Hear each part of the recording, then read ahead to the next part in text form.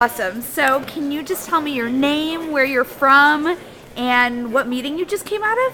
Of course, I'm Eline van Nistelrooij. I am from the Netherlands and I'm spokesperson for the Federation of Young European Greens. And I had the privilege to just attend a meeting with Lisa Jackson, and it was absolutely amazing because we were there with a few young people from the international youth, and she really took the time to listen to us and hear our stories. And that was quite amazing. We could share our concerns and she could respond to that.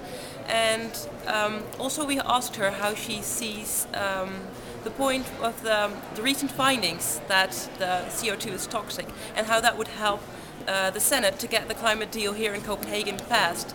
And she explained to us how the workings of that are, and that it opens the key to use national law system to implement certain international agreements. But at the same time, in order to make sure that you have a proper economic international system in place, it is important to join the deal here in Copenhagen and to get it passed through the Senate, and that's priority number one. So it's amazing how she could explain that to us, and it was absolutely wonderful to be present at such a nice meeting. Great. What are you feeling more generally about the role of young people in these negotiations?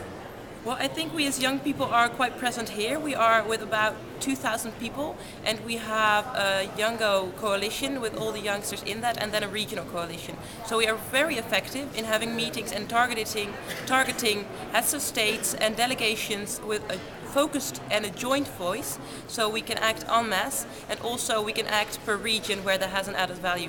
And I think it's very important for us to do that well organized and focused, especially since it is our future, and we have to live on the planet that will still be there in the decennia to come.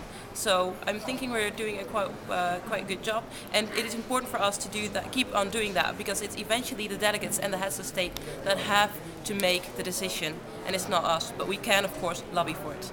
Great. And I have one final question, which is, what message do you have to the young activists across the United States as a young person from Europe?